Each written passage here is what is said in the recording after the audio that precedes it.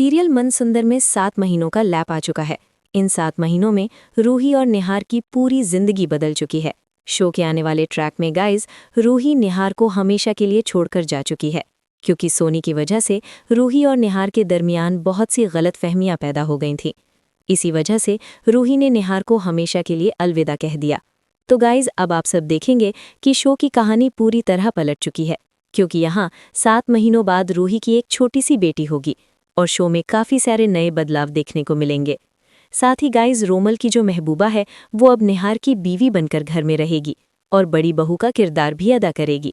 तो गाइज आप सब देखेंगे कि यहाँ रूही के साथ बहुत बड़ी नाइंसाफ़ी होने वाली है, क्योंकि दादी और सोनी मिलकर रूही की बेटी के साथ बहुत ज़्यादा भेदभाव करेंगी। तो गाइज आने वाले ट्रैक में आप देखेंगे कि रूही की हालत काफ़ी ज़्यादा संगीन होने वाली है, क्योंकि रूही एक छोटे से चौल में रहती नजर आएगी और साथ ही निहार रूही के लिए पूरी तरह पागल हो जाएगा, क्योंकि निहार को रूही के सिवा कुछ भी नजर नहीं आएगा। रूही के जाने के बाद निहार की जहनी हालत खराब हो जाएगी और वो किसी की बात सुनने को तैयार नहीं होगा।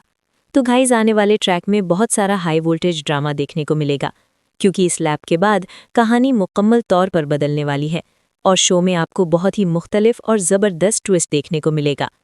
सोनी ने रूही को निहार से अलग करने के लिए अब तक की सबसे खतरनाक चाल चली, तभी निहार को सोनी पर गहरा शक हो जाता है। ऐसे में निहार अपना सबसे बड़ा कदम उठाता है और रूही के साथ मिलकर सोनी, शीतल और रोमल का काम तमाम कर देता है। जी हाँ दोस्तों, हम आपको बता दें कि जब रूही बेहोशी की हालत में बिस्तर पर पड़ी होती है और निहार बेकरारी से उसके होश में आने का इंतजार कर रहा होता है, निहार के दिल में कई सवाल गर्दिश कर रहे होते हैं। मैंने तो रूही को सारा सच बता दिया था, फिर वो इतनी टूट क्यों गई? और वो कौन लोग थे जो उसे अगवा करना चाहते थे? निहार सोचता है कि रूही के होश में आते ही मुझे उससे हर सवाल का जवाब चाहिए।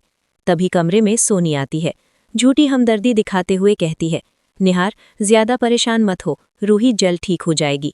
इतना कहकर सोनी निहार के लिए कॉफ़ी लाती है, जिसमें बेहोशी की दवा मिली होती है। निहार कॉफ़ी पी लेता है और कुछ ही देर में गहरी नींद सो जाता है। अब सोनी अपने असली मंसूबे पर आती है। वो निहार की गोद में शीतल और बिट्टू की तस्वीर रख देती है और रूही के सिरहाने तलाक के कागजात रख देती है, जिन पर निहार के दस्तखत होते हैं। सोनी दिल ही दिल में कहती है, बस अब सही वक्त है इन दोनों को हमेशा के लिए अलग करने का। सोनी रूही के चेहरे पर पानी छिड़कती है और खुद छिप जाती है। रूही आहिस्ते आहिस्ते होश में आती है। सबसे पहले उसकी नज़र निहार पर पड़ती है, फिर उसकी गोद में रखी तस्वीर पर और अगले ही लम्हे तलाक के कागजात पर। रूही के पैरों तले जमीन निकल जाती है, आंखों से आंसू बहने लगते हैं। तभी सोनी ड्रामा करते हुए अंदर आती है और कहती है, अरे रूही, निहार की इतनी हिम्मत, उस औरत के लिए तुम्हें तलाक देना चाहता है, मैं इसे सबक सिखाऊंगी। लेकिन रूही सोनी को रोक लेती है और टूटे दिल से कहती है, नहीं माँ जी, अगर निहार जी ने ये फैसला कर लिया है तो मैं कुछ नहीं कहूंगी। यही मौका होता है सोनी की सबसे जहरीली बात का। सोनी कहती है, रूही बेटा बुरा मत मानना, निहार इतने सालों से बेऔलाद है, खानदान को आगे बढ़ाने के लिए औलाद का होना जरूरी होता है, और तुम कभी माँ नहीं बन सकती। शायद इसी वजह से निहार ने ये फैसला लिया होगा। रूही रोते हुए कहती है, शायद आप ठीक कह रही हैं माँ जी। सोनी फौरन पूछती है, तो फिर रूही, क्या तुम भी इन तलाक के कागजात पर दस्तखत कर दोगी? दोस्तों, यही वो लम्हा है जहाँ कहानी एक खतरनाक मोड़ लेती है।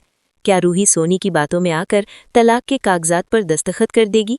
क्या वक्त रहते निहार को होश आ जाएगा, या फिर रूही और निहार मिलकर सोनी, शीतल और रोमल की तमाम साजिशों का पर्दाफाश करेंगे? अगर आप चाहते हैं कि तीनों का काला सच सबके सामने आए, तीनों जेल जाएं और रूही और निहार एक हो जाएं,